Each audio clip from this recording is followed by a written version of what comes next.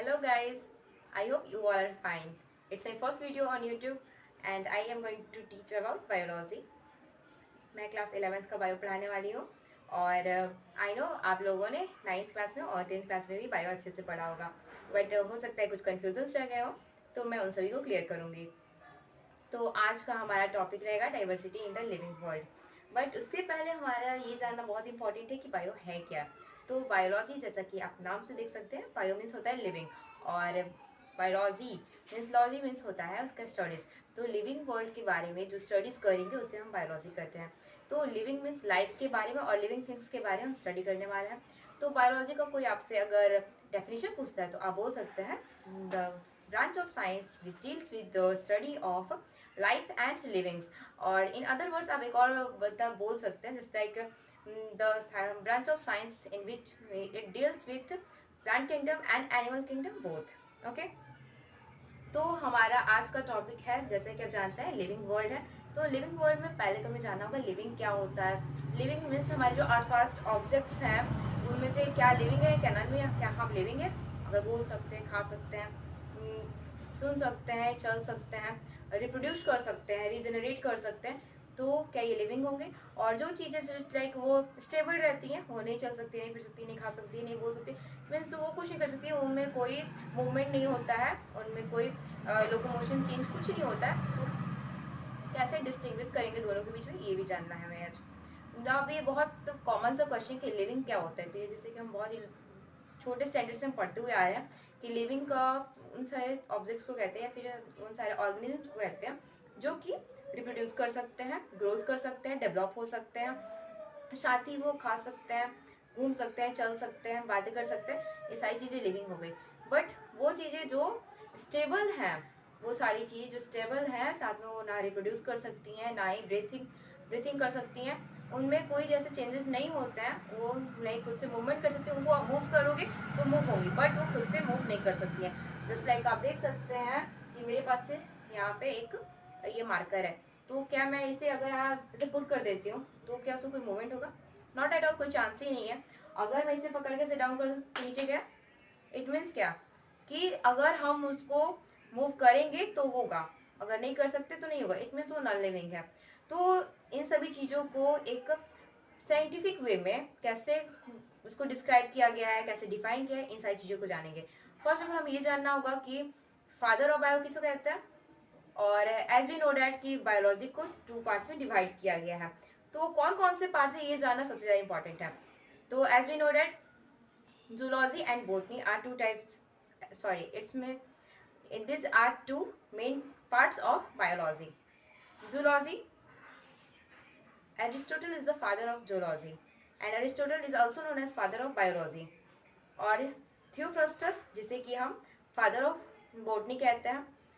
तो ये सारी चीज़ें तो हम लोग मोस्टली ये सारी चीज़ें हम जानते थे पहले से भी, और इससे आगे में हम बहुत सारी चीज़ें जानने वाले हैं। तो हमारा जो 11th का बायो है उसमें हम कई सारी ऐसी चीज़ जानेंगे जो कि हम पहले जानते तो हैं, बट उसको एक बहुत ही डेप्थ से हम समझेंगे ताकि हमें आगे कोई प्रॉब्लम।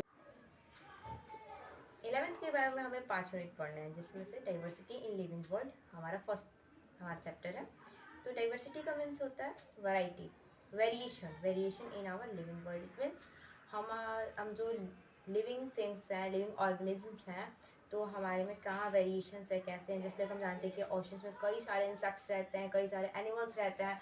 हमारा जो नॉर्मल लैंड हो गया, यहाँ रहते हैं, ट्रोपोस्फीयर में रहते हैं, हर जगह लिविंग थिंग्स की कमी नहीं है।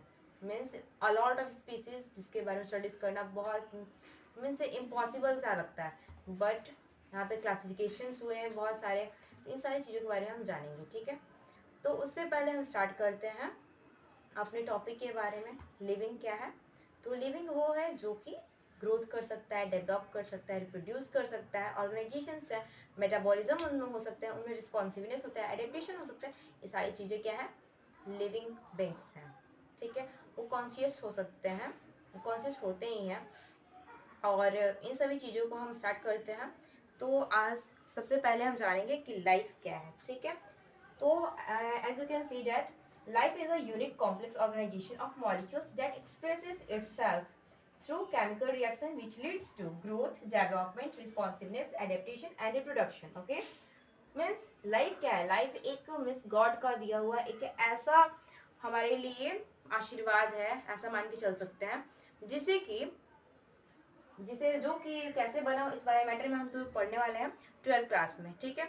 तो 12 में हम ऐसे बहुत सारे एक्सपेरिमेंट्स हुए हैं जिसके थ्रू हम जानेंगे कि कुछ मॉलिक्यूल्स हैं जो कि समुद्र से मिले हुए हैं, उनमें कुछ केमिकल रिएक्शंस हुए हैं जिन्होंने लाइफ को फॉर्म किया है।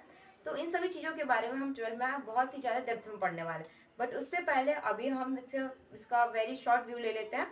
तो लाइफ के बारे में हम जैसे कि देख सकते हैं, लाइफ जो है हमारे किस किस चीज में हेल्प करता है? जो ग्रोथ कराएगा, डेवलपमेंट कराएगा, रिस्पॉन्सिवनेस कराएगा, एडेप्टेशन मीन्स हम कैसे अडेप्ट करते हैं, हम कहाँ रहते हैं, इन सारी चीज़ों के बारे में।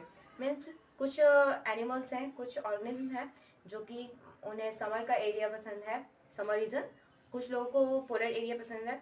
तो कैसे हम अडेप्ट कर सकते हैं? मीन्स अगर हम साउथ में इंडिया में रहते हैं, अगर हमें कोई बोलता है कि आपको नॉर्थ में रहना है, नॉर्थ पोल पे जहाँ की बहुत ठंड होती है, तो कैसे हम अडेप्ट कर पाएंगे, इन सारी चीज़ों के बारे में हमें पढ़ना है, ठीक है। और लास्ट है reproduction. Reproduction is essential because ये हमारे पॉपुलेशन को कंटिन्यू करने में हेल्प करता है। अगर रिप्रोडक्शन नहीं हो तो हमारा जो पॉपुलेशन है वो मीन्स नहीं बढ़ पाएगा, और हमारा जो वर्ल्ड है उसको वो उसका इंक्रीजमेंट नहीं हो पाएगा और वो वहीं पे रुक जाएगा। तो इन सारी चीज़ों के बारे में हम बहुत ही ज़्यादा डेप्थ स्टडी करने वाले हैं। तो सबसे पहले हम स्टार्ट करते हैं लिविंग बींग्स के बारे में। लिविंग बींग्स जिनके पास डेफिनेट शेप होता है, साइज होता है, ऑर्गेनाइजेशन होते हैं, ग्रोथ करते हैं और डेवलपमेंट भी करते हैं, मेटाबॉलिज्म होता है उनमें। मेटाबॉलिज्म जैसे कि हम जानते हैं कि मेटाबॉलिज्म जो केमिकल रिएक्शंस होते हैं, तो वो दो टाइप्स के होते हैं, anabolism and catabolism. After this reproduction होता है। रिप्रोडक्शन जो है डिफाइनिंग प्रॉपर्टी नहीं है। ऐसा क्यों? डिफाइनिंग प्रॉपर्टी क्या होता है? डिफाइनिंग प्रॉपर्टी इसलिए हम नहीं कहेंगे क्योंकि ऐसा नहीं है कि रिप्रोडक्शन अगर नहीं होगा तो कोई इंसान मर जाएगा। रिप्रोडक्शन कर सकते हैं और नहीं भी कर सकते हैं। कुछ ऐसे एनिमल्स जैसे कि स्टेराइल एनिमल्स होते हैं, स्टेराइल ह्यूमन बींग्स होते हैं जो कि ड्यू टू सम रीजंस वो रिप्रोडक्शन नहीं कर पाते हैं। अभी हम कुछ एग्जांपल्स ले लेते हैं। म्यूल को ले लेंगे, हिना ले लें, हिनी जो कि male horse and female donkey के कॉम्बिनेशन से हिनी होता है। तो ये सारे एग्जांपल्स हैं रिप्रोडक्शन में।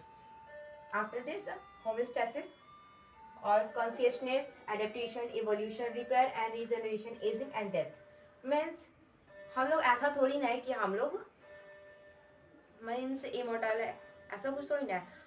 एक मीन्स जो मनुष्य जो है जन्म लिया है उसको मरना है, ये कंफर्म है। तो वी आर ऑल्सो मोटाइल। तो इन सभी चीज़ों के बारे में हम जानने वाले हैं बायोलॉजी के अंदर। तो फिर स्टार्ट करते हैं। Definite shape and size. Definite shape and size जिसमें we may change within a narrow range.